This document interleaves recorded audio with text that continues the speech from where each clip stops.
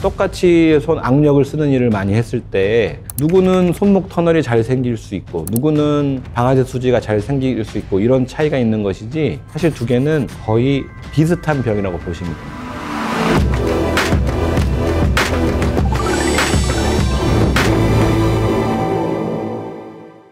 안녕하십니까. 바른세상병원 수족부센터 홍인태입니다.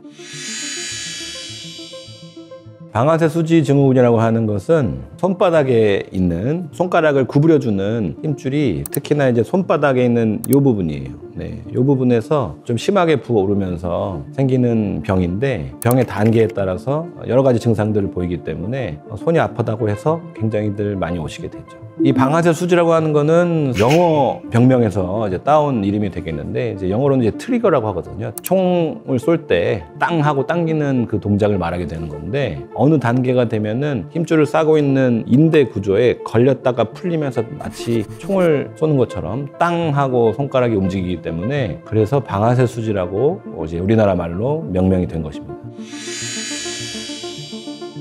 방아쇠 수지라고 하는 병이 이름이 좀 생소하실 수 있겠지만 시작 단계는 손이 뻑뻑한 상태가 시작이거든요. 물론 그 단계 병원에 오시는 분들도 아주 많아요. 손가락을 구부려주는 힘줄이 붙기 시작하기 때문에 뭔가 뻑뻑한 느낌이 드는 것부터가 사실은 방아쇠 수지 증후군의 시작 단계라고 보시면 되겠고요. 사실은 이제 딸깍딸깍 걸려서 오시는 경우에는 어느 정도 병이 꽤 진행된 상태라고 생각하시면 되겠습니다.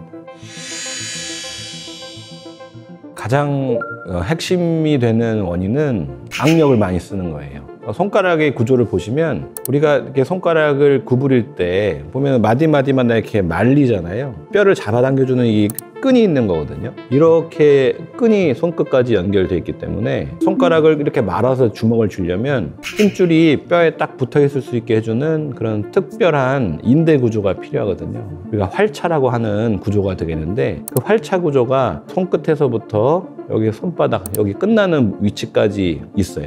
활차가 시작되는 부분, 아무래도 우리가 주먹을 꽉꽉 쥐는 일을 많이 하게 되면 터널이 시작되는 부분하고 힘줄이 이렇게 딱 꺾여서 그 부분이 마찰이 많이 생기게 되거든요. 그러다 보니까 힘줄하고 힘줄을 싸고 있는 활차가 마찰을 많이 일으켜서 생기는 병이라고 생각하시면 되겠습니다. 우리 방아쇠 수지라고 하는 병은 너무나도 흔한 병이거든요. 여러 병원들에서 각자의 나름대로의 수술적인 기준을 조금 다양하게 잡고 있는 것으로 보이는데 말씀드린 대로 방아쇠 수지라고 하는 병은 이 손바닥에 있는 힘줄이 부어서 생긴 거예요. 가장 기본이 되는 거는 악력을 쓰는 거를 조심하고 약 먹고 어쨌든 손을 좀 충분히 쉬어주는 기간을 가지면서 부어있는 힘줄이 가라앉기를 기다려보는 거예요. 딸깍딸깍 걸리는 단계가 되게 되면 이제는 이 병이 조금 많이 진행을 해서 많이 두꺼워졌다는 얘기거든요. 그러면은 보통 약만으로는 해소되지 않는 경우가 많아요. 이제 이런 경우에 스테로이드 주사를 사용하게 되는데 이 방아쇠 수지는 스테로이드 주사에 대한 반응이 굉장히 좋고요. 스테로이드 주사를 썼을 때 보통 일주일, 길면 2주일 이내에 증상이 완전히 해소되는 그 신기한 경험들을 보통 하시게 되죠. 증상의 상태에 따라서 수술로 넘어가게 되는 가장 핵심적인 기준은 재발의 간격이에요. 상태를 가지고 반드시 수술하셔야 된다 아니면은 주사를 이 정도 맞았으면 수술하셔야 된다라고 많이 설명들을 들으시는데 제가 치료하는 기준으로는 주사에 대한 반응만 좋다고 하면 재발을 하는 간격이 충분히 넓다면 굳이 수술하지 않고 계속 주사의 도움 또는 약의 도움을 받으면서 지켜보시다 보면 워낙 흔한 병이고 대부분이 다 수술하지 않고 사라지는 경험을 하시게 되기 때문에 굳이 저는 수술적인 치료에 대해서 강요하지는 않고 있습니다. 사실 두 개의 병은요 되게 사촌 같은 병이에요. 힘줄이 붙는 위치의 차이가 있고 또 사람에 따라서는 아까 말씀드렸던 이 활차의 크기나 또 손목 터널 같은 경우에도 손목 터널의 크기가 있거든요. 그래서 그 크기가 사람마다 차이가 있기 때문에 똑같이 손 악력을 쓰는 일을 많이 했을 때 누구는 손목 터널이 잘 생길 수 있고 누구는 방아쇠 수지가 잘 생길 수 있고 이런 차이가 있는 것이지 사실 두 개는 거의 비슷한 병이라고 보시면 됩니다. 그래서 실제로 뭐 손을 많이 쓰시거나 무리하게 되는 환경 속에 계시는 분들 같은 경우에는 이 두 가지 병을 동시에 가지고 오세요. 그래서 증상이 복합되어 있거든요. 어떻게 보면은 뭐 구분지어서 할 게 아니고 질환 자체로 봤을 때는 이 두 개는 거의 위치만 다르지 같은 병이 되기 때문에 치료도 같은 방식으로 하게 됩니다.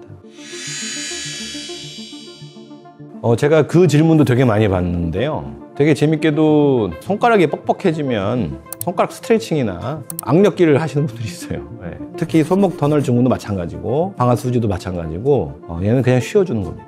이런 병들은 자꾸 움직임을 많이 줘서 마찰을 유발시키게 되면 그 해당 조직이 자극받게 되면 오히려 병이 잘 안 낫고 더 악화되는 경우가 있기 때문에 스트레칭을 뭐 굳이 꼭 하고 싶다 한다면은 아주 부드럽게 너무 이제 굳어지지 않게 살짝 풀어주는 정도로만 하시는 게 적절하겠습니다. 지금까지 바른세상병원 홍인태였습니다.